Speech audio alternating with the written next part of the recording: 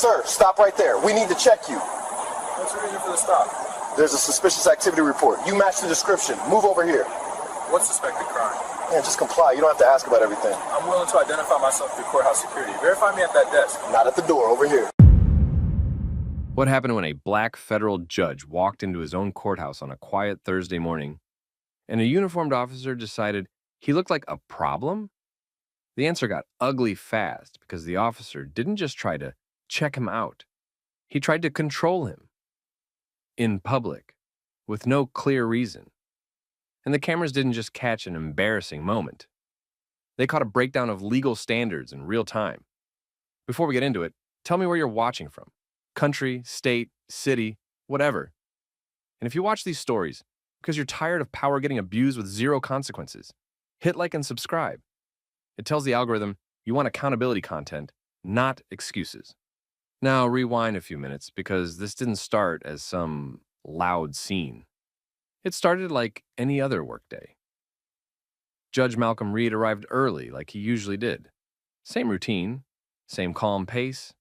He wasn't rushing. No entourage. Just a leather briefcase, a travel mug, and that quiet, locked-in focus people get when they've got a full docket and no time for nonsense. He crossed the plaza towards the employee entrance. Federal buildings had their own rhythm in the morning. A few staffers drifting in. Security stationed at the doors. A couple people checking phones while walking. Normal. Then Officer Daniel Hargrove stepped into his path. Not a greeting, not a quick question. A hard stop. The kind that wasn't about safety, it was about dominance. Hargrove told him to move to the side. Told him to keep his hands visible. Told him to stop right there. Judge Reed didn't argue, and he did the exact thing people always claim they want. He stayed still, hands open, no sudden movement, calm face, calm voice. He asked one question first, the one that matters every time. He asked if he was being detained. Hargrove didn't answer cleanly. He said there was a suspicious activity report. He said the judge fit the description. That was it. No crime named, no behavior described, no actual detail. Just that phrase people use when they want to act first and justify later. Judge Reed asked what the suspected crime was. Hargrove didn't give one. He repeated the suspicious activity line and pushed another command, something like stepping back and staying put, while he figured it out. Here's where most people mess up. They try to talk their way out emotionally. They get loud, they get defensive, or they panic and start digging for ID too fast, and the officer treats that like a threat. Judge Reed didn't do any of that.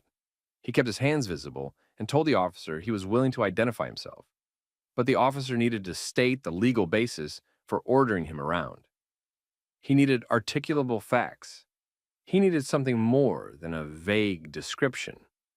Hargrove didn't like hearing that. You could tell by how his posture changed. He leaned into the authority voice, the I said move energy. Judge Reed didn't match his volume. He didn't match his ego. He stayed professional, almost boring about it. That was the point. He told the officer he was a federal judge assigned to the building. He told him he had credentials. He told him he'd present them safely. And he told him to verify through proper channels, courthouse security, internal directory, whatever the procedure was. That's when Hargrove tried to tighten the circle. He edged closer.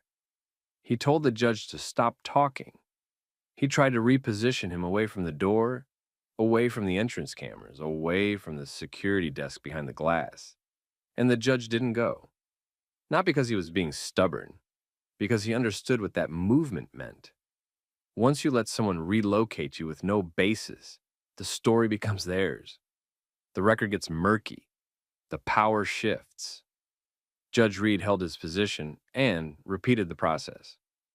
Verify credentials, state the grounds, call security, document it. By now, staffers were noticing. At first, people did that thing where they pretend not to look. They slow down, they glance. They keep walking, but their eyes keep coming back. Then someone stopped completely. It was Elena Vargas, a young clerk coming in with a tote bag and a badge on a lanyard. She saw the judge's hands open, saw the officer crowding him, and saw the mismatch right away. She didn't jump into the middle. She did what people do now. She pulled out her phone and started recording. Another staffer followed her lead, then another, quietly. No shouting, just phones coming up. That changed the whole temperature. Hargrove noticed.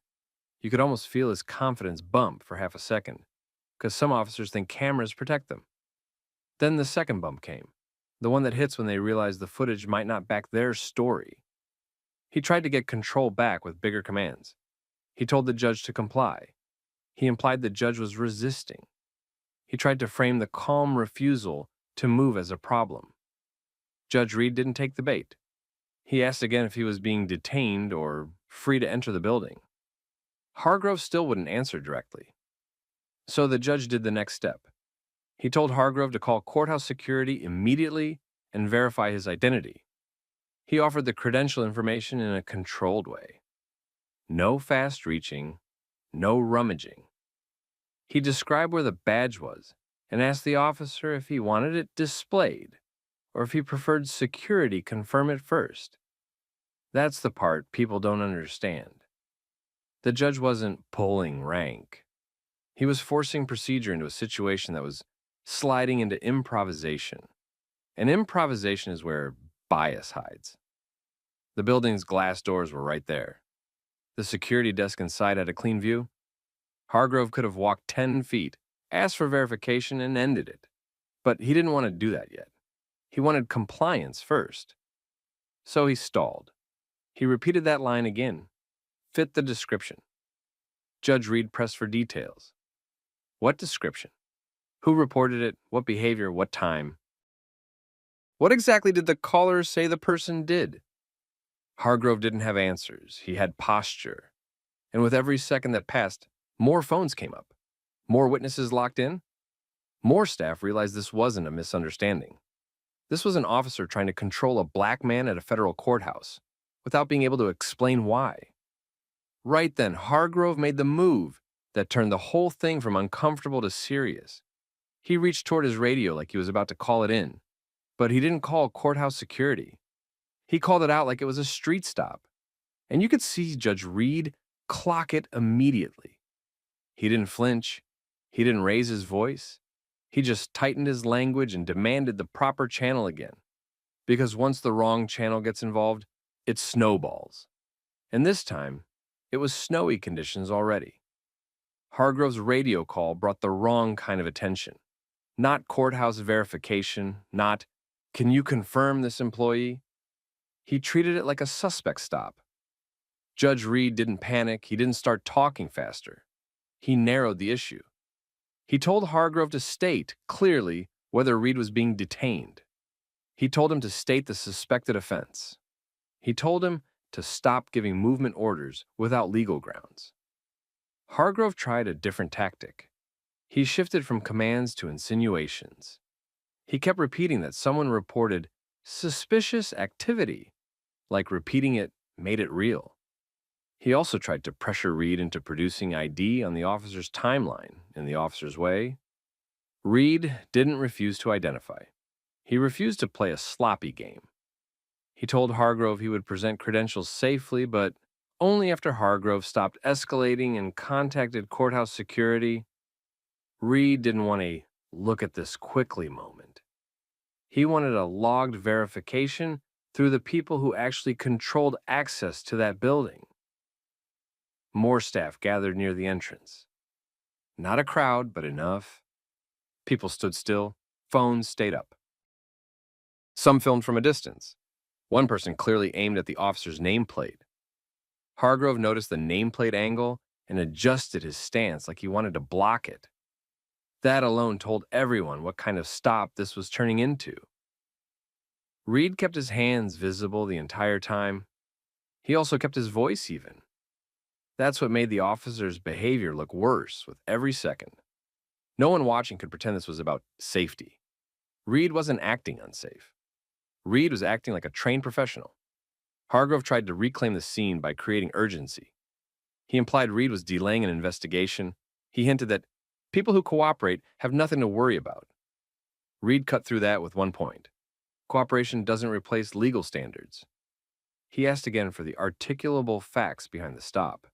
Not vibes, not a vague description. What did the caller actually see, and what did Reed actually do? Hargrove still couldn't answer. Then he tried to reposition Reed again, pushing him toward an area away from the doors and away from the glass where security could see. It wasn't subtle. That's when a staffer behind the doors tapped the glass, getting security's attention. Now the building's security desk was watching directly. Reed took that opening. He told Hargrove to contact that desk and confirm. He told him the badge number was available if needed. He told him he wasn't moving until verification happened. Hargrove hesitated. That hesitation mattered because it exposed the truth. Verification would end the stop, and he didn't want it ended yet. He wanted compliance first, then maybe verification after. And that's when the mask started slipping. Hargrove said the quiet part in a cleaner uniform tone. He suggested Reed didn't look like who he claimed to be. He treated Reed's credentials as suspect before even seeing them, like the claim itself was the problem. People recording caught that shift immediately. You could feel it. A couple staffers stopped pretending they were just passing through. They stayed planted. Reed didn't react emotionally. He didn't get into identity arguments. He treated it like a policy failure. He told Hargrove that this was a federal facility with established verification protocols, and Hargrove was refusing to use them. Reed told him that if he continued ordering movement without a stated offense and without reasonable suspicion, it would be documented as an unlawful detention attempt. That word, documented, changed Hargrove's face.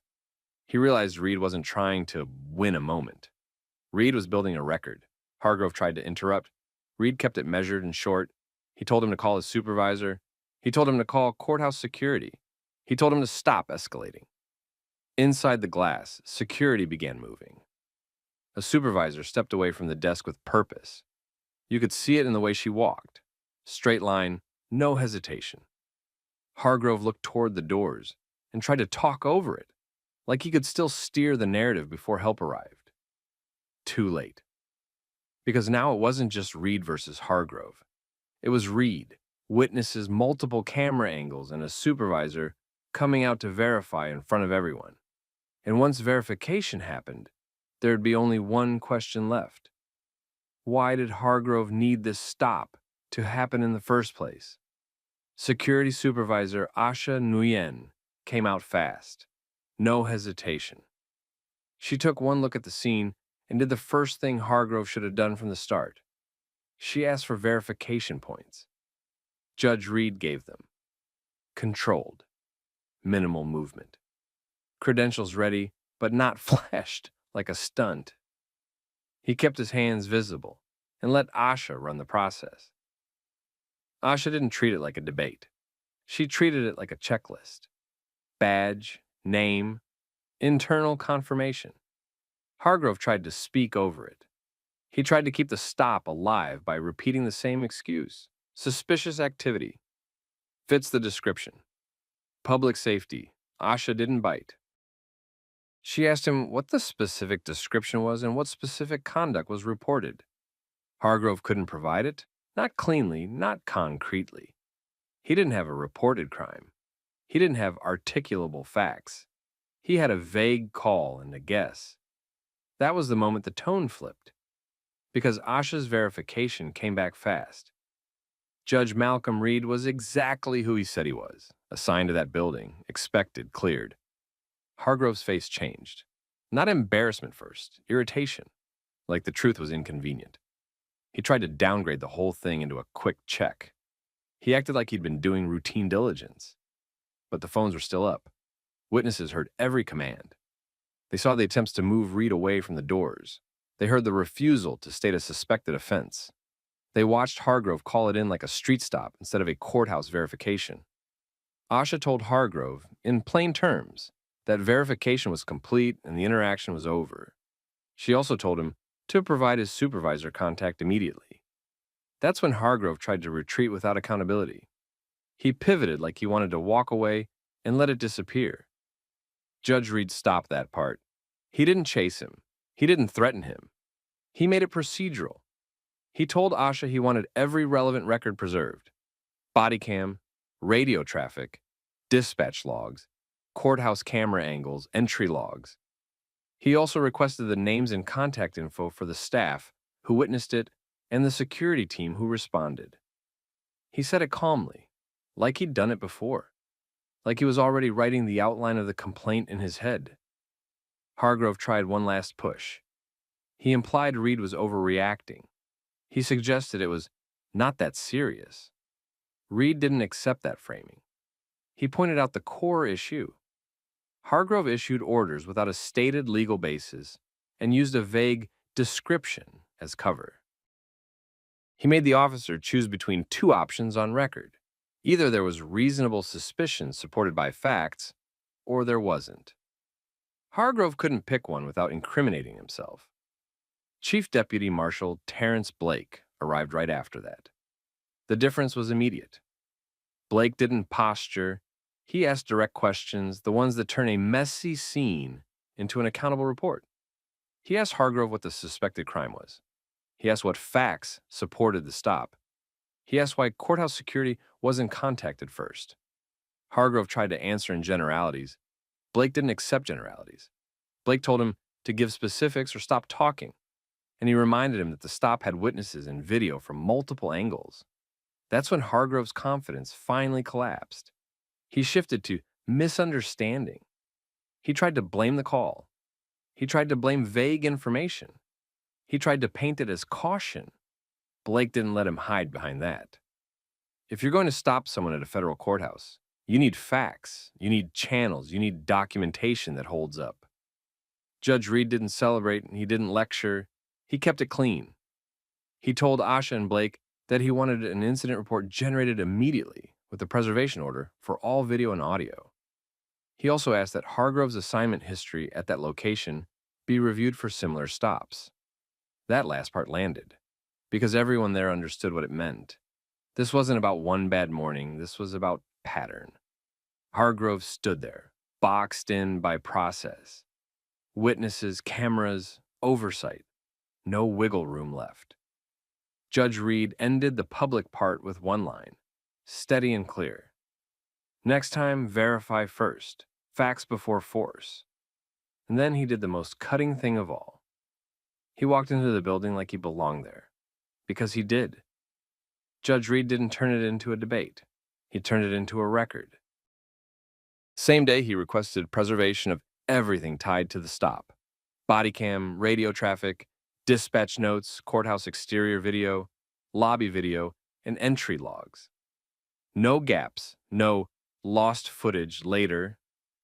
Asha and Nguyen gathered witness names and timestamps, not opinions, what they saw, what they heard, what orders were given, where Reed stood, where Hargrove tried to move him. By end of day, Reed filed a formal complaint through the correct channels. Clean and direct. Time and location, officer identity. Reason given: suspicious activity. Fits the description. Refusal to name a suspected crime, movement orders without legal basis. Verification result: request for review and corrective action. He demanded a case number and written confirmation of receipt. The video spread anyway, first through staff, then outside the building. Once it started circulating, the handle it quietly option died. Oversight pulled Hargrove's history around the courthouse. Prior stops, prior complaints, prior suspicious person contacts. Same pattern showed up. Vague justification, heavy commands early, then retreat when challenged. Hargrove lost his courthouse detail assignment and went under formal review. Training and discipline followed. Supervisors got questioned too. The courthouse updated procedure after that. Verification became mandatory before escalation at that entrance. If someone claimed affiliation and could be confirmed, officers had to confirm first instead of trying to control first. And the culture shifted. Staff recorded faster. People asked clearer questions out loud, not to cause scenes, to stop bad stops from becoming routine. That's the lesson. Vague suspicion isn't a legal standard. Process is. If you were in Reed's position, would you stay calm and force verification, or would you just comply to get it over with? Comment what you do. Share this with someone who needs it, and subscribe for more stories like this. Hey, hold up. What are you doing here? I live here. What's the reason you stopped me? Let me see your ID. That's my house. What do you want? We've had break-ins, and you seem too suspicious for me. Standing in my own driveway isn't suspicious. Let's clear it up. Show what's inside your bag. No, I don't allow. What happens when a patrol officer decides a black homeowner doesn't belong on her own street, then blocks her driveway, demands ID, and reaches for her wrist without a real crime? The answer hits different when you realize the cameras didn't just catch a rude stop. They caught an unlawful detention being built in real time. Quick thing, where are you watching from?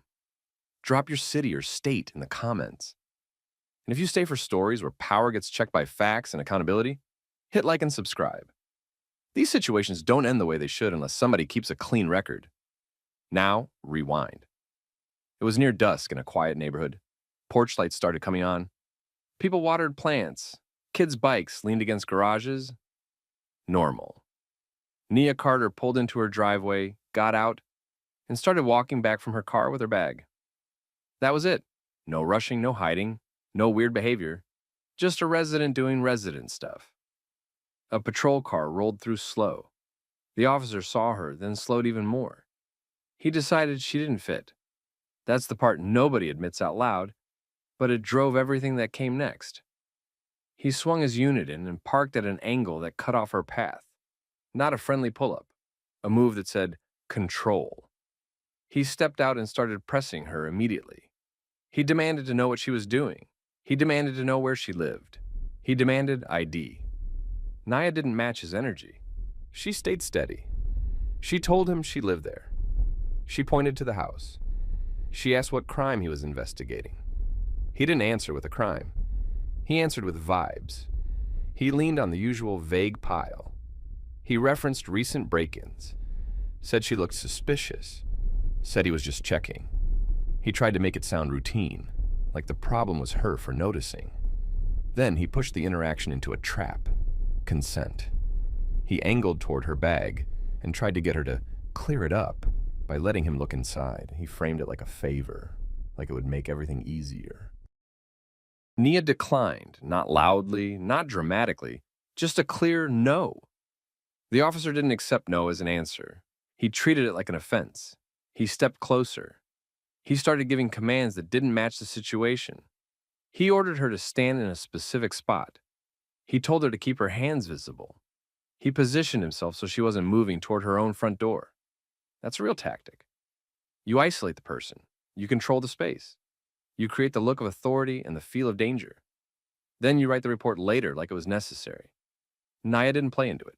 She repeated the basics. She lived there. She hadn't broken any law.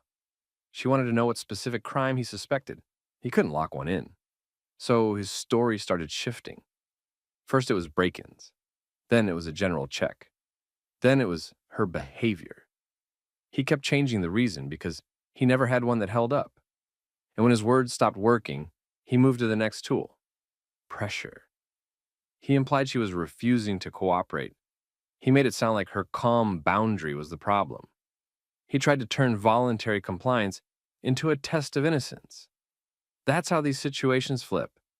You say no to a search and suddenly you're difficult. Nia stayed controlled anyway. She didn't hand him consent. She didn't hand him a narrative. She gave him only what she had to give. The officer didn't like that. He escalated again. He told her he was going to detain her until he sorted it out. No clear crime, no clear facts, just a decision. His decision. He reached for her wrist like the next step was physical restraint. And that's the second everything changed. Because right then the front door opened. Her husband stepped onto the porch, took in the spacing, the angle of the cruiser, the way the officer tried to move Nia away from her own door, and the hand reaching in. He didn't react like a random neighbor. He reacted like a federal attorney who'd seen how this gets rewritten when nobody checks the first draft. He started walking down the steps, calm pace, direct focus, and he was about to force the officer to pick one thing and stick to it, facts or nothing. Daniel Carter didn't step outside to argue feelings. He stepped outside to control the record. He moved down the walkway and stopped at a safe distance, where the body cam would catch him clearly. He kept his hands visible too, not because he had to, because he knew how officers write aggressive into a report when they need cover. He looked at the officer's hand near Nia's wrist and made it simple. He asked what specific crime the officer suspected right now. Not a general problem in the area, not a rumor, a specific crime tied to her. The officer tried to answer with the same fog. He referenced break-ins again. He described her as out of place. He implied he was preventing something. Daniel didn't let him float. He asked what specific facts made Nia look like a suspect instead of a homeowner walking from her own car. He asked what the officer observed before blocking her driveway. He asked what dispatch call sent him there. The officer didn't have a dispatch call. That was the issue. So his explanation shifted again. He pivoted to officer safety. He pivoted to refusal.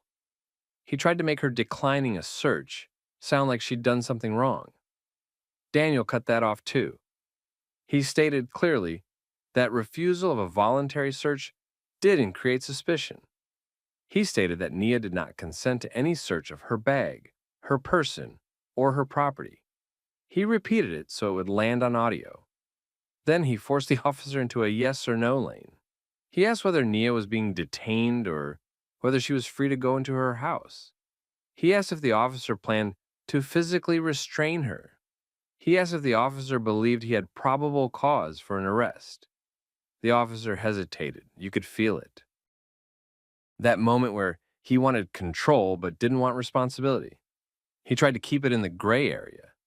He acted like it was just a conversation while still standing in a way that blocked Nia from her own front door. He kept giving commands. Stand here. Hands visible. Don't move. Daniel didn't raise his voice. He got sharper. He asked for the officer's name and badge number.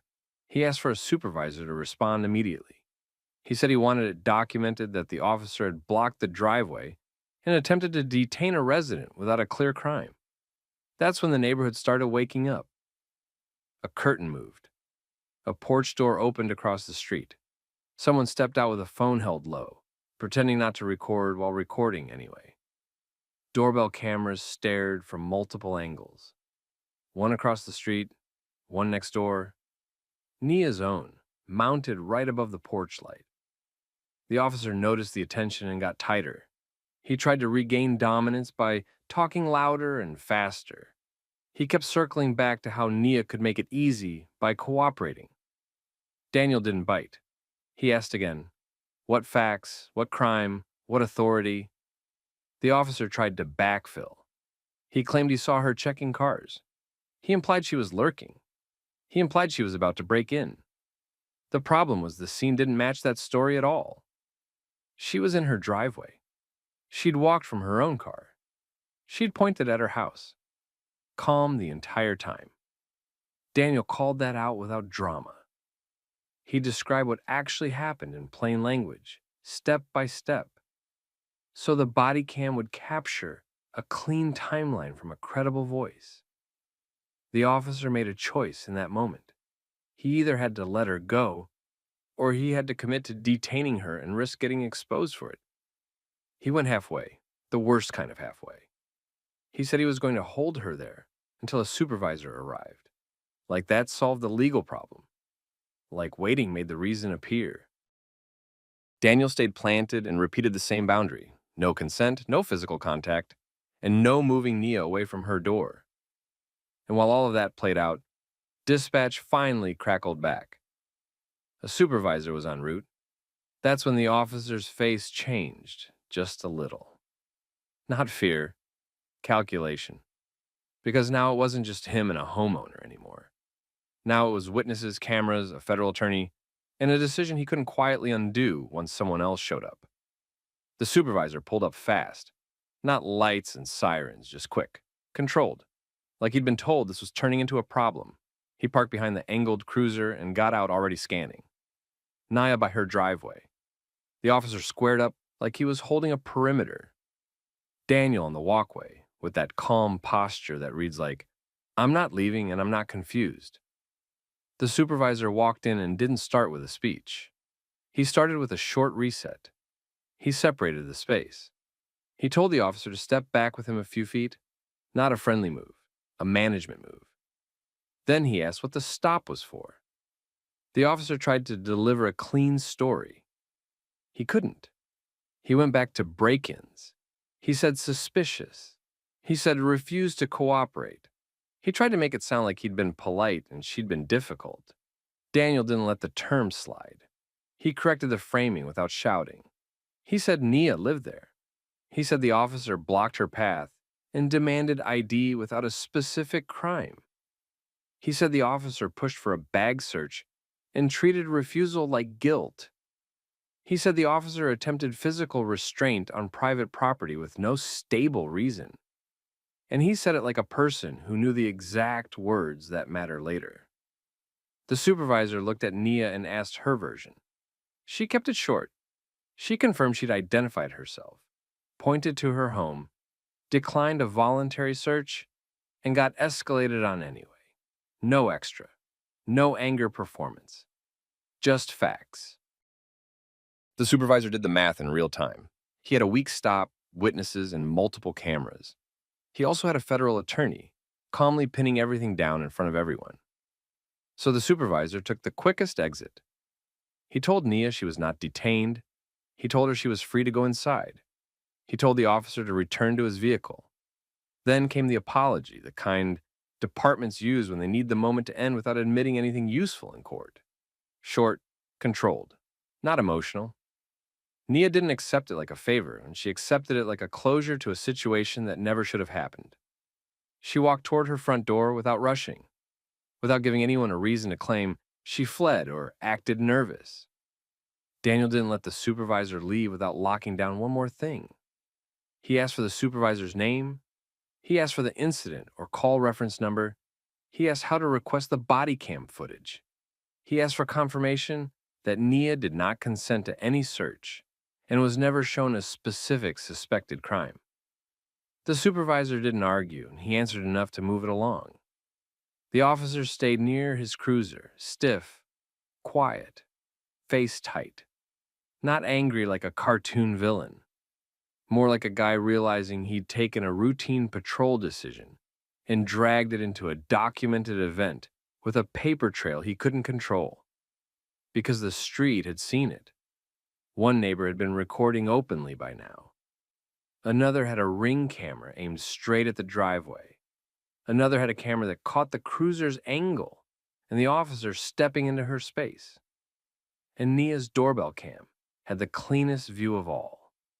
The approach, the commands, the hand going for her wrist, and the moment Daniel walked out.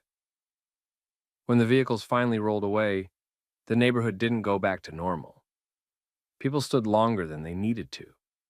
They talked in small clusters. They compared what they saw. Someone asked Nia quietly if she was okay. She said she was fine. She didn't feel fine. She just didn't want to fall apart on the sidewalk in front of everyone. That part hit later, inside the house, when the adrenaline dropped and the reality settled in. This wasn't just rude, this was a near miss. And Daniel didn't treat it like bad luck or one weird officer. He treated it like what it was. An incident that would get rewritten unless they moved first. So that night, while the street quieted down, he started building the record. And he did it the way people win these cases, not with a rant, with timestamps. Daniel didn't wait for the neighborhood to cool down. He moved first. That mattered. That night, he wrote the timeline while it was still fresh, minute by minute. When the cruiser slowed, when it angled in, when the officer demanded ID, when he pushed for the bag, when he tried to physically restrain Nia, when the supervisor arrived, when the supervisor ended it. He also did something most people don't think to do. He listed the cameras. Nia's doorbell camera, The neighbor across the street with the wide-angle view. The house 2 doors down that caught the patrol car's approach. The phone video from the porch watcher who didn't realize how useful their shaky clip would become. Then he filed the formal complaint. Not a social post. A real complaint routed through the department's process, with a copy sent to the city's risk management and the civilian oversight contact. He requested specific items, not all records. Bodycam footage for the officer and the supervisor. Dispatch audio for that time window. CAD logs showing whether the officer was assigned a call or freelancing. GPS and unit location logs if available. Any prior calls for service on that street? The officer's incident report. Any field interview card? Anything that captured the reason he said he was there. He also sent preservation notices. That's the part that corners a city. Preserve the body cam. Preserve the in-car dash footage. Preserve the radio traffic. Preserve the complaint intake. Preserve any internal messages about the incident. Preserve it all because litigation was reasonably anticipated. That phrase shows up later for a reason. He did the same with the neighborhood cameras. He didn't just ask nicely. He asked neighbors to save the clips and export them immediately, before systems overwrote them. Nia didn't have to be reminded why. She'd felt the moment the officer reached for her. She understood what could have been said later if there wasn't video. Days later, the officer's report came in through the normal pipeline. It leaned on the oldest tricks in the book. It framed Nia as suspicious without naming a concrete crime. It leaned on area break-ins without tying them to her behavior. It used refused to cooperate, as if declining a voluntary search was the same as resisting lawful orders. It described his actions like calm procedure. The video didn't match. The doorbell footage showed Nia walking from her own car, normal pace, normal posture. No casing, no hiding, no checking doors. It showed the cruiser angle that boxed her in. It showed the officer stepping into her space after she declined the search. It showed the wrist reach, clear as day. The body cam made it worse for the city, not because it showed screaming, because it showed emptiness. No stable reason. No single consistent story. Just shifting explanations every time Daniel pressed for specifics. Then came the next phase. The claim. Daniel filed the notice with the city, civil rights, unlawful detention, attempted arrest without probable cause, retaliatory escalation after refusing consent. And because Nia was on her own property, the optics got uglier fast. The city's first response tried to minimize it. They leaned on discretion.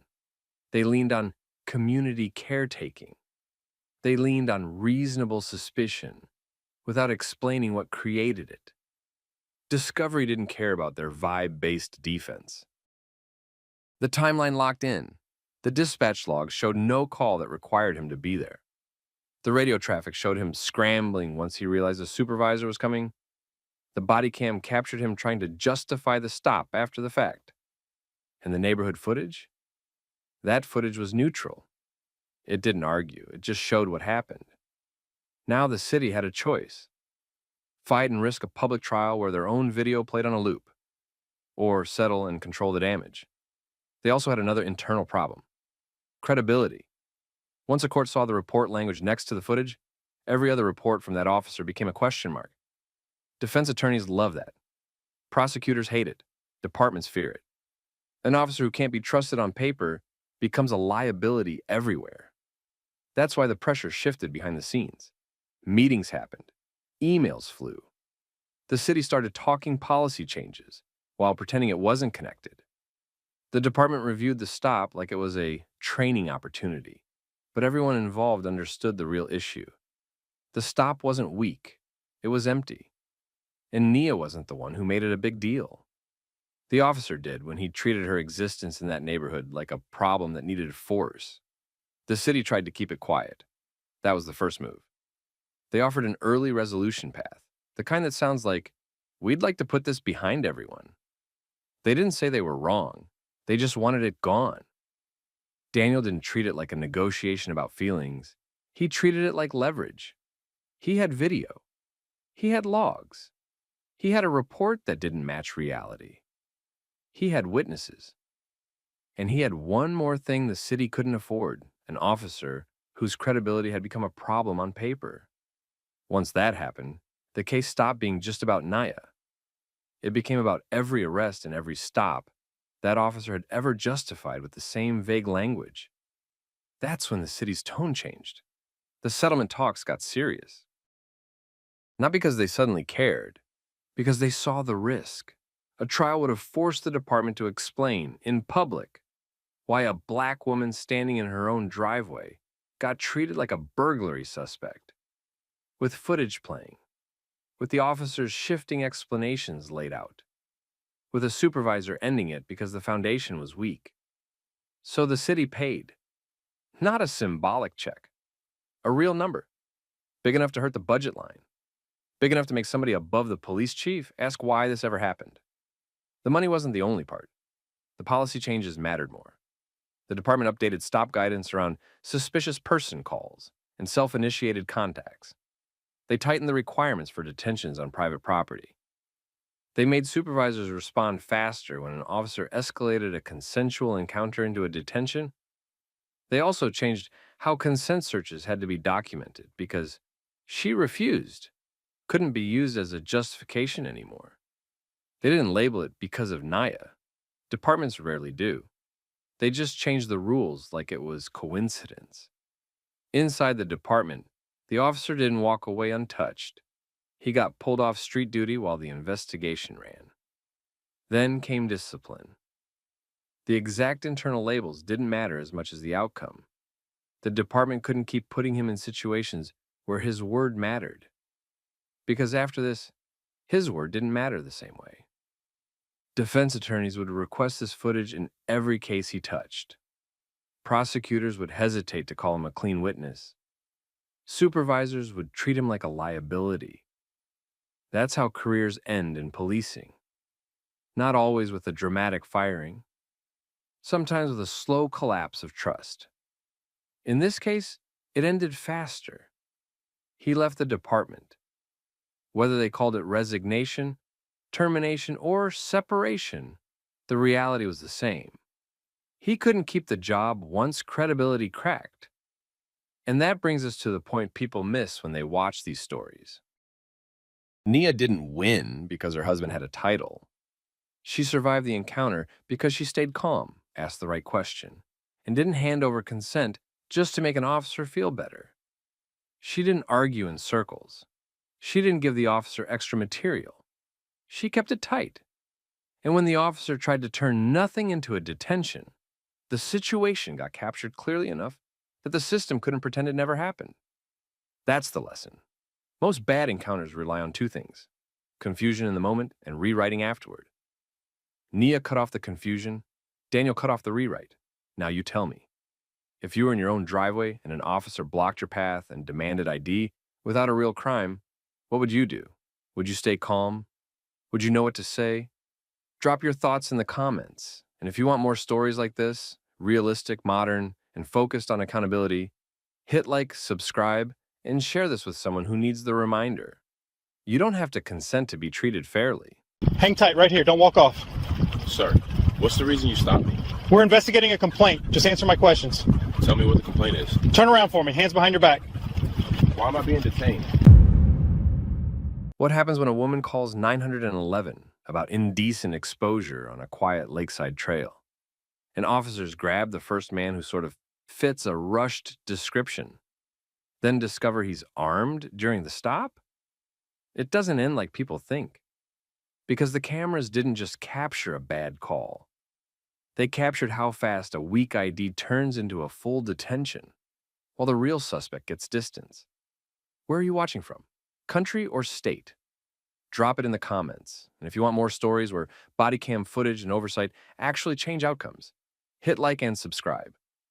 This started on October 14th, 2024, on a lakeside greenway trail next to a residential neighborhood. The kind of place people treat like their backyard. Joggers, dog walkers, bikes, routine. A woman named Erin Wallace was jogging with her dog when she believed a man exposed himself near the trail. She didn't confront him. She called 911. Dispatch sent officers quickly. The problem? Her description wasn't sharp enough. It had general details: clothes, build, direction, plus one key location marker: a wooded cut-through that connected the trail to side streets. That cut-through wasn't just scenery. It was an escape route with multiple exits. Officers Hines and Patel arrived and started scanning for anyone who looked close. They didn't find someone actively doing anything. They found a normal area with normal people. Then they saw a man step out from the wooded cut-through. That man was Marcus Reed, mid-30s, off-duty sheriff's deputy, black, just walking, not running, not hiding. He didn't know he was walking into a call. To the officers, he was close enough. That's the kind of match that starts mistakes. They stopped him and began trying to confirm identity and reason for being there. Marcus denied the accusation immediately and kept saying they had the wrong person. He stayed calm. He didn't escalate. He tried to keep the exchange factual. Hines didn't treat it like a quick check. He treated it like a suspect interview. He pressed harder, warned Marcus about giving false information, and kept tightening the questions. Patel didn't talk much. He positioned for control and watched Marcus's hands and movements. Minutes passed. The stop didn't loosen. It hardened. Then Erin drove past the area and looked over. She told the officers she was confident they had the right man. That one moment changed everything. Now the officers didn't feel like they were investigating. They felt confirmed. They shifted from stopping Marcus to detaining him. They warned him again about accuracy and consequences and kept him in place while they worked to verify who he was. At that point, procedure kicked in.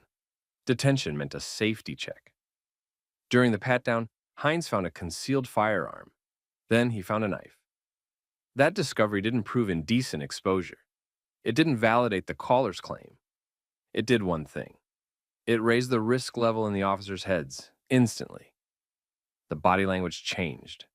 The spacing changed. Their urgency jumped. Marcus saw it happen in real time. He'd watched stops pivot like that before, from routine to high alert, based on one discovery. And now, he was the person standing there while that switch flipped. The moment Hines found the concealed firearm, the stop stopped being conversational. No more, let's figure this out. It turned into containment. Hines controlled Marcus's hands and space. Patel widened his angle and watched for any movement toward the trail or the cut-through. Two officers, one detainee, public setting, possible sex crime call, now a gun in the mix. That combo makes cops clamp down. Marcus stayed still. He didn't argue about the pat-down. He didn't give them a reason to justify force. He'd seen that movie from the other side. But he also knew something else. If they kept treating him like the suspect, this could end with him in cuffs, his name run through the mud and the real guy gone. So he switched tactics. He told them he was law enforcement, off-duty, sheriff's office. Hines didn't relax, not even a little. That claim doesn't calm officers. It can inflame them. People lie about that all the time. And if you're already keyed up, you hear it as a complication, not a solution. Marcus didn't try to reach for anything. Smart. He kept his hands where they could see them and explained that his credentials were on him and dispatch could confirm his employment. He pushed for a supervisor, not as a flex, as a safety move. Patel did the part that matters in these moments. He backed the request with procedure. He kept Hines focused on control while he made the call for a supervisor and asked dispatch to start checking the name. This is where power turns into paperwork. Fast. Hines tried to lock Marcus into one version of his identity. Full name, date of birth, address. Why he was there. Where he'd come from. Marcus answered, but he stayed careful. He didn't guess. He didn't fill gaps to help. Officers love gaps because gaps become contradictions. Meanwhile, the trail kept moving around them. People walked past. Some slowed down. Phones came out. Not everyone filmed, but enough did. That mattered later, even if nobody realized it yet. Erin wasn't standing there. She'd already done her drive-by confirmation and left. That confirmation still hung over the stop like a stamp. Dispatch came back with early returns. Not the full confirmation yet, but enough to show the name Marcus gave didn't ping as fake. That didn't end it. Hines still acted like Marcus could be lying and could still be the suspect. Then the supervisor arrived. Sergeant Alvarez didn't walk in hot. He walked in evaluating. He looked at spacing, body language, who controlled what. Then he asked for the basics. What the call was, what the description was, how Marcus got selected, what had been found during the safety check, and how long the detention had been running. Hines gave his version, tight, confident. He leaned on the caller's certainty. He leaned on the fact that Marcus came out of the wooded cut-through. He leaned on the weapon discovery. Alvarez didn't argue. He went straight to the hinge point, the description. He had Hines repeat it. Then he had Patel repeat it. You could tell he was checking for drift. Descriptions get worse every time someone retells them. People add details that weren't there. They delete details that don't fit the person in front of them. It happens constantly. Alvarez asked what details were actually in the original call notes and what came from the drive-by confirmation. Big difference. Then he did the next thing good supervisors do. He asked Marcus for his side, but he didn't let Marcus run the show either. He kept it structured. Identity first, employment confirmation next. Then the mismatch. Marcus repeated that he was off duty and wanted dispatch to confirm directly. Alvarez took that seriously, not because he trusted Marcus, but because it was easy to check and stupid not to. Dispatch ran it properly this time, not a casual, sounds right, a real verification. Employment came back confirmed. That should have ended the tension. It didn't, not immediately. Because now the officers had a new problem. If Marcus really was a deputy and they had detained him based on a vague match, they were about to be forced to explain why they pushed it as long as they did. Alvarez didn't make it personal. He made it factual. He went back to the description again. He asked about height range, clothing specifics, any unique markers, hair, facial features, anything that would separate a guy on a trail from the guy who did it. And that's when the stop started cracking. The details didn't line up cleanly with Marcus. Not the way Hines had acted like they did. The loose match looked looser the longer Alvarez held it up to the call notes. Alvarez also focused on the timeline. Erin made the call. Officers arrived quickly. Marcus emerged from the cut-through. That made him convenient. Convenient isn't the same as correct. Then Alvarez asked the question Hines hadn't wanted to answer out loud. Where did the actual suspect go if Marcus was detained here? Patel glanced back toward the cut-through. You could feel the shift. That wooded route wasn't just a place Marcus came from. It was a route someone else could have used to leave. Alvarez told them to widen the search. Not later, now. One officer stayed with Marcus. The other moved to the trail exits and the cut-through edges. Radios lit up. Quick directions, trailheads, nearby streets. Anyone who saw someone running, that was the moment the whole scene split into two stories. Story 1, the system finally admitting the detention might be wrong.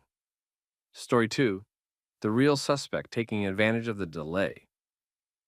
Marcus stood there, still detained, still armed on paper, still treated like a risk, even after dispatch confirmed who he was.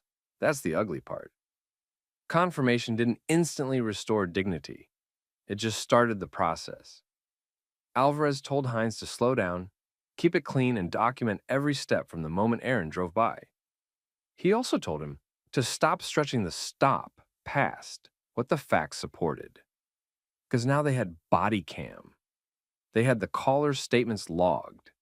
They had bystanders recording angles officers didn't control. And they had a clock that already favored the guy who ran. Once Sergeant Alvarez heard dispatch confirm Marcus worked for the sheriff's office, he stopped treating the stop like a win and started treating it like a liability. He didn't apologize right away. He didn't debate feelings. He went straight to proof. He pulled the call details back up and made Hines read the original description again, out loud, the way it came in. Then he compared it to what stood in front of him. Marcus's build, clothing, anything distinctive.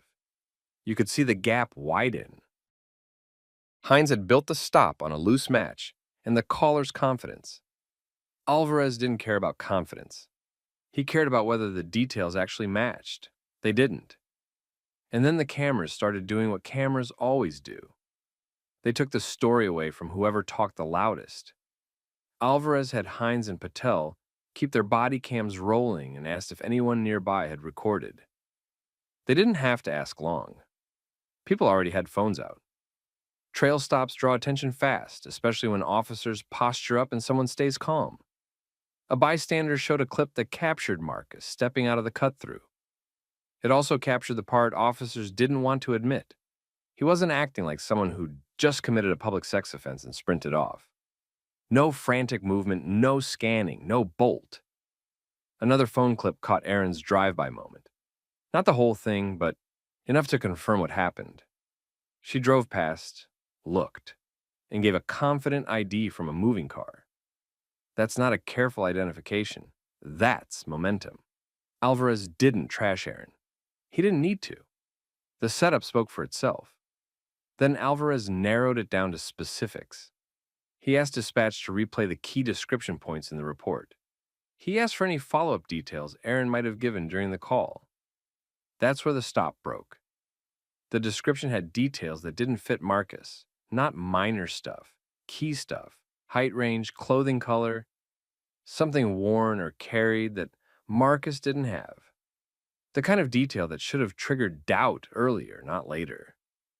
Hines tried to justify it with proximity. Marcus came from the cut-through. That had been the whole basis, convenient timing, convenient location. Alvarez didn't let that carry the day. He treated it as exactly what it was. A reason to check, not a reason to detain this long. Now the ugly part. The delay. While they held Marcus, the real suspect had time. That wooded cut-through connected to side streets. Multiple exits. Someone who actually did it could have moved fast, ditched an outer layer, blended into a neighborhood, and gone quiet. Alvarez pushed Patel to expand the search immediately. Trail exits first, then the nearby streets. He called for units to check likely paths. He had them hit the places a person would pop out if they wanted to vanish. Parking lots, side roads, back fences, the next trailhead. They moved, hard, too late. They didn't find the suspect. No one did in that first push. The head start mattered. Back at the stop, Alvarez had to unwind the mess without creating a new one. Marcus still had the firearm and knife issue hanging over the scene. Not criminal, but sensitive. Officers don't like letting an armed detainee walk away until they feel they've controlled every variable. Alvarez handled it like a supervisor who'd done this before. Secure the weapon during the stop, verify legality, then return it once the detention ended, and everything stayed calm. Marcus cooperated. He didn't taunt them. He didn't give them a reason to save face through force. He just waited while they caught up to reality. Alvarez ended the detention. He documented the reason clearly. Misidentification. That mattered. Paper is policy. If the report said clean release with no issue, it would bury the problem. If it said misidentification and extended detention, it would trigger review. Alvarez chose review. Hines didn't look happy about it. Patel looked more relieved than anything. Different personalities, same system. And Marcus? He looked like someone who'd just spent the last chunk of his day proving he wasn't a stranger's fear. He kept it together, but you could tell it sat heavy. Being right doesn't erase how it feels when officers treat you like a threat in public. Alvarez also gathered the obvious evidence before anyone could forget it existed. He flagged the body cam segments. He noted the timestamps when the stop began, when Aaron did the drive-by ID, when the weapon got found, when dispatch confirmed Marcus's employment, when the description mismatch became undeniable, when the detention ended. Those timestamps would matter later. A lot. Units canvassed nearby cameras next. Homes facing the trail. Any doorbell cameras? Any park or street cameras at exits? They checked the cut-through angles. They checked intersections where someone could have peeled off. They got pieces. Not enough. The suspect had done the one thing that beats quick police response. Leave early. The department couldn't brush it off. Too many cameras. Too many timestamps. Too many people who watched it happen. Sergeant Alvarez documented the stop as a misidentification and noted the detention dragged on after the facts started wobbling. That single choice forced an internal review. No hiding behind good faith and moving on. Investigators started with the basics, the 911 call log, dispatch notes, the exact description Aaron gave at the time. Then they compared it to what officers said out loud on scene and what they acted on. The drift jumped off the page. Detail softened. Certainty hardened. The stop started fitting the person they already had instead of testing whether he actually matched. Bodycam footage did the rest. It showed the moment the stop switched from a quick check to a detention. It showed the shift after Aaron's drive-by. Yes, that's him. It showed how the weapon discovery changed the officer's posture, even though it didn't prove the original accusation. Most important, it showed how long they kept Marcus pinned down after the supervisor started asking for actual matching details. Then they pulled outside video, bystander phone clips, doorbell cameras near trail exits. Anything that showed timing and movement around that wooded cut-through. Those clips backed up two things at the same time. Marcus didn't act like a fleeing suspect. The real suspect had time to move because the officers fixated on the wrong man.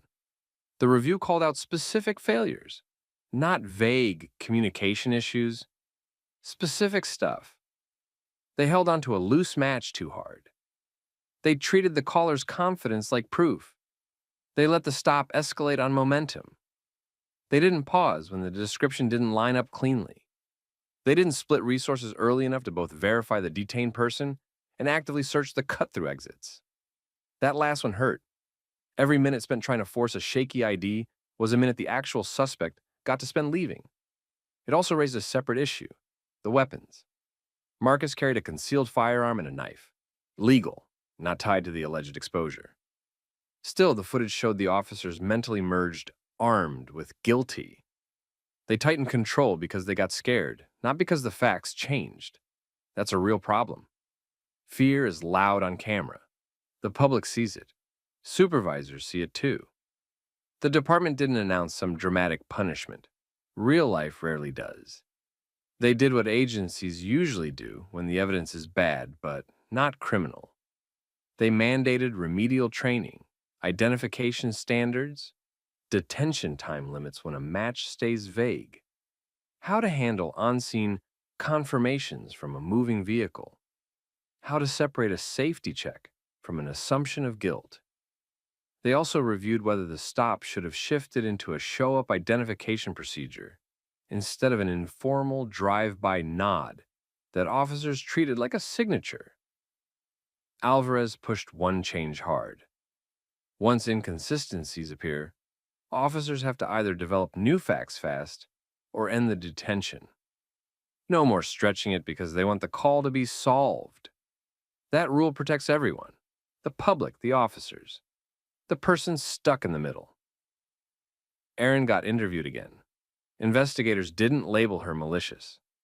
They focused on accuracy, what exactly she saw, how long she saw it, distance, lighting.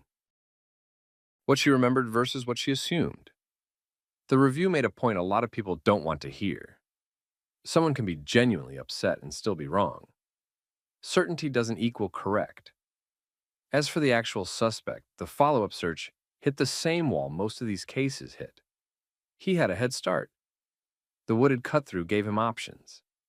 Camera angles missed him. Witnesses didn't have clean details. Investigators canvassed exits and pulled footage, but nothing landed clean enough for an arrest right away. The case stayed open. The trail stayed the same. People kept running it anyway because people don't get the option to pause life until a department fixes its problems. Marcus went back to work carrying a different kind of weight. He didn't need a lecture about how stops can go wrong. He lived it, off-duty, in public, while doing nothing. He also had to decide what to do with it. Stay quiet and move on, or make sure the department couldn't pretend it was no big deal. The report, the body cam timestamps, and the bystander clips already made that decision for him. The record existed, permanent. And that was the lesson that stuck. When officers build a stop on a vague match and then let pressure drive the rest, they don't just risk hurting an innocent person. They also hand the real suspect time and space. The wrong person gets trapped in the system while the right person gets away. That's not justice. That's a failure with paperwork. So here's the question for you. If you were Marcus, would you have disclosed you were law enforcement right away? Or would you have stayed a regular civilian and let them run it like that? And if you were the supervisor, what's the exact moment you would have ended the detention? Drop your answer in the comments. Share this with someone who still thinks, if you did nothing wrong, you've got nothing to worry about. And if you want more story times where the camera changes the outcome and accountability actually shows up, like and subscribe. Stop. Don't go anywhere. What'd you take? Sir, why you asking me? I didn't steal anything. Then show me. Empty your pockets. I don't want to empty my pockets. Sir, I told you I have nothing. We can do this easy or we can do it the hard way. Pockets. Now. I'm not trying to start anything, but I didn't take it then. What happens when a mall security officer decided a black teen looked like a shoplifter, blocked his path with zero report, and started treating guilt like it was already proven? The answer got ugly fast because the cameras didn't just catch a bad stop. They caught an officer building a case after the accusation. Quick check-in. Where are you watching from right now? City and state? And if you watch stories about accountability, body cams, and people getting exposed by their own choices, hit like and subscribe so you don't miss the next one. So here's what was happening in that moment. The teenager had just walked out of a store with a shopping bag. Drink in hand. Receipt inside the bag like most people do without thinking. He wasn't running. He wasn't hiding anything. He was doing what teens do at malls every day. The officer came in fast anyway. No slow approach, no polite ask. He closed distance, stepped into the teen's lane, and turned it into a corner. Then he went straight to an accusation. Not a question. Not a check. He acted like the theft already happened, and the only thing left was getting the kid to admit it or comply with a search. That's the move. Pressure first. Facts later. The teen froze. Not because he had something to hide, because a grown man with authority was suddenly talking to him like he'd already been caught. His brain did what a lot of people's brains do when power hits them out of nowhere. It stalled. He tried to explain he'd paid. He tried to point at the bag, the drink, the normal stuff. None of it mattered because the officer wasn't listening for truth. He was listening for a crack. Then came the consent trap. The officer pushed him to empty his pockets. He demanded the receipt. He leaned into that classic intimidation script where refusal gets framed as proof. He hinted at cuffs. He made the teen feel like the safest option was to just hand everything over and hope it ends. And the teen was alone in that exact spot. His dad had stepped away for a few minutes. Quick call, quick stop at a kiosk. He'd left his son near the storefront because it was a mall, not a dark alley. That's how normal this was supposed to be. Except it wasn't normal. Not anymore. People started noticing. A couple shoppers slowed down. One person stared a little too long. Someone else lifted a phone for a second, then lowered it like they weren't sure if this was their business. That hesitation matters. It's how bad stops survive in public spaces. The officer kept control by keeping the teen off balance. No request to the store. No contact with loss prevention. No quick confirmation that anything was missing. just a tight circle of demands. Like the whole point was to make the teen mess up under stress. Then the dad came back into frame. He didn't run in yelling. He didn't swing his weight around. He didn't do that movie thing where somebody flashes a badge and everyone freezes. He read the scene like an investigator. He clocked the officer's stance, the kid's posture, the bag, the distance, the tone, the fact that this had already escalated way past a simple check. And he did one important thing right away. He didn't start with a speech. He started with questions. That's where the story turned. Not with anger, with structure. Because when you force a stop to explain itself out loud, a lot of confidence disappears. The dad stepped in close enough to be heard, not close enough to escalate. He didn't touch the officer, didn't grab his son, didn't try to big dog anyone. He just inserted himself into the space the officer was controlling. Then he did the one thing pressure tactics hate. He slowed it down. He asked what the stop was for. Simple, clean, no attitude. The officer didn't answer with specifics. He stayed on the accusation track. He kept directing the teen to comply. Bag, pockets, receipt. Now. That's when the dad started stacking questions like he was building a report in real time. He asked who reported the theft. The officer didn't give a name. He asked what store called it in. The officer gestured vaguely toward the storefront the kid had just exited, but he didn't say a manager's name, didn't say loss prevention, didn't say a call came through dispatch. Nothing you could pin down. He asked what item was stolen. The officer couldn't say. That's a problem because someone stole something isn't reasonable suspicion. It's a guess.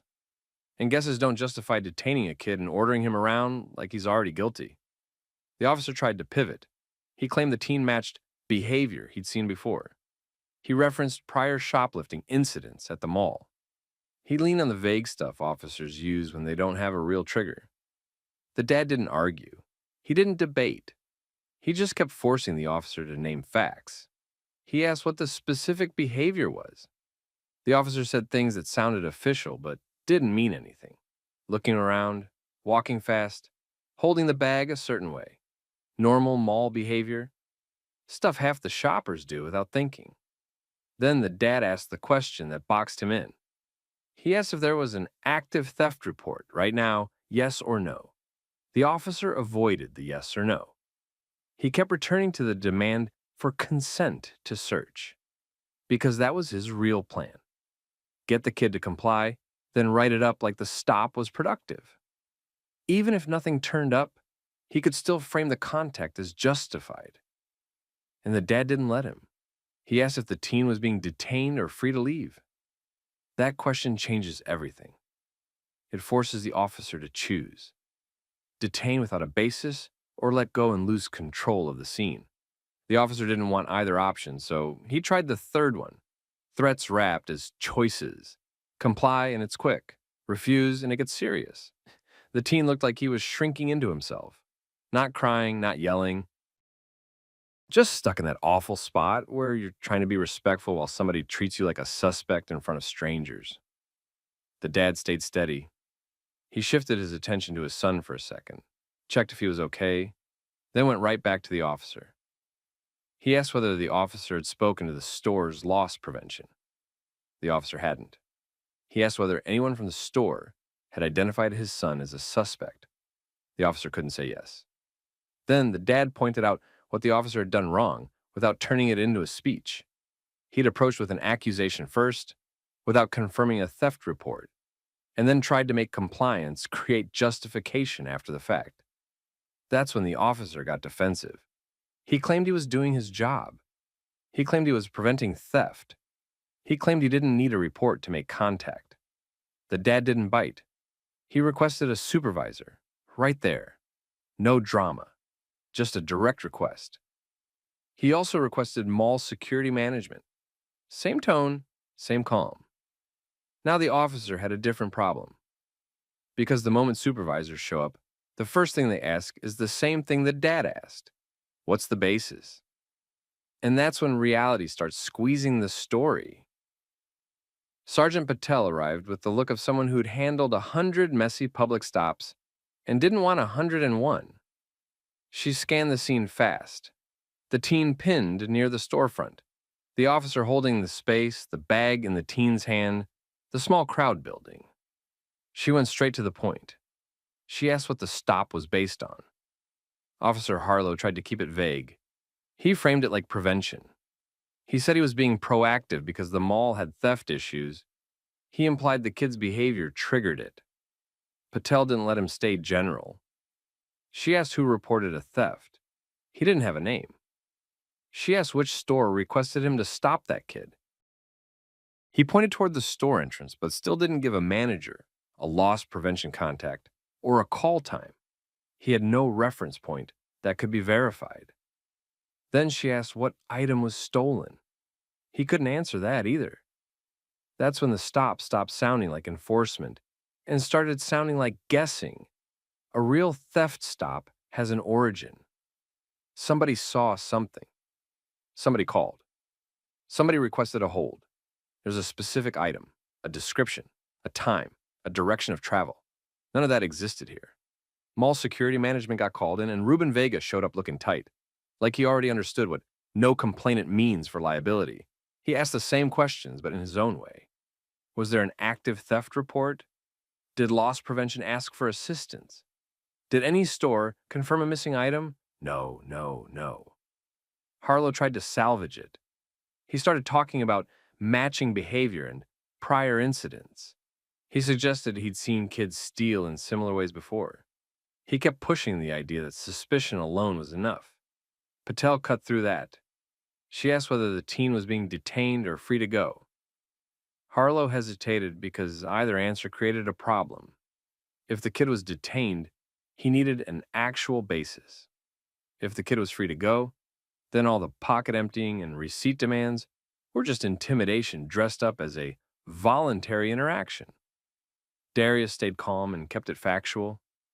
He told Patel the officer didn't open with a question. He opened with an accusation.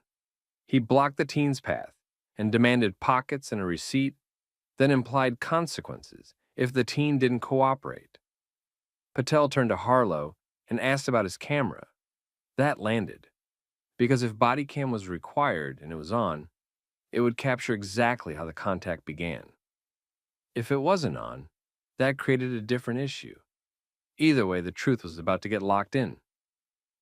Vega added the mall angle. He looked up at the camera domes, then down the corridor. He didn't need to say much. Everyone there understood that hallway had coverage, and the footage would show whether Harlow had any confirmation before he treated the kid like a suspect. Patel pulled Harlow a few steps aside, low voice, direct posture. When they came back, she didn't debate the stop anymore. She ended it. She told Harlow to step back and let the teen go. Then she told Darius and his son they were free to leave and asked if the teen needed medical attention or anything. Not because the teen looked injured, because she was documenting the fact that this stop had crossed into coercion, and she knew it. Darius didn't do the victory lap. He didn't announce his job. He didn't threaten consequences on the spot. He said one line controlled and clear, aimed at the point everyone was pretending not to see. The officer had accused first and searched for a reason after. And once that was said out loud, the whole scene changed. The crowd lost interest. The officer lost momentum. The teen got his space back. But Darius wasn't letting it end as a hallway misunderstanding. He already knew what happens when you let these stops fade out without paper and evidence. Darius didn't let the moment fade into everyone go about your day. He knew how that works. If you walk away without locking down facts, the report becomes the story. And the report usually protects the person with authority. He walked his son away from the crowd first, not far. Just enough to get breathing room and get the officer out of earshot. Then he did what most people don't think to do because they're still shaking. He documented. He checked the receipt, took a clear photo of it, and saved it with the time. He took quick photos of the hallway cameras above the storefront and the corridor because that mattered later when someone tried to claim the footage couldn't be found. He asked 2 witnesses for names and numbers. One agreed, one didn't. He didn't push, he moved on. He also took note of who was present on the authority side. Officer Harlow, Sergeant Patel, Mall Security Manager Vega, where they were standing, what time the supervisor arrived, what time the teen was released. Small details. That's what stops lies. Before leaving, Darius asked Patel for the incident documentation tied to the contact. If there wasn't an incident number, he wanted the supervisor to acknowledge that, too. He asked if the officer had Bodycam on and whether policy required it for public contacts. He didn't argue about policy in the hallway. He collected answers. Then he left the mall with his son. No celebration, no lecture, just a steady walkout. That night, Darius wrote the complaint the way he expected an investigator to write it if the roles were reversed. He didn't call the officer names. He didn't make it emotional. He listed actions in order. The officer blocked the teen's path. The officer opened with an accusation, not a question. The officer demanded pockets and receipt. The officer implied consequences for noncompliance. The officer had no theft report, no store request, no loss prevention contact. The stop only ended once a supervisor demanded a basis. He attached the receipt photo. He added witness contact info. He included the time window for surveillance. Then he sent preservation requests, mall camera angles, any body cam footage, any radio traffic, any logs showing whether a theft call ever happened. He included the exact corridor and storefront area so nobody could play dumb later. Internal Affairs opened it as a real inquiry, not a customer service issue. The first thing they pulled was video.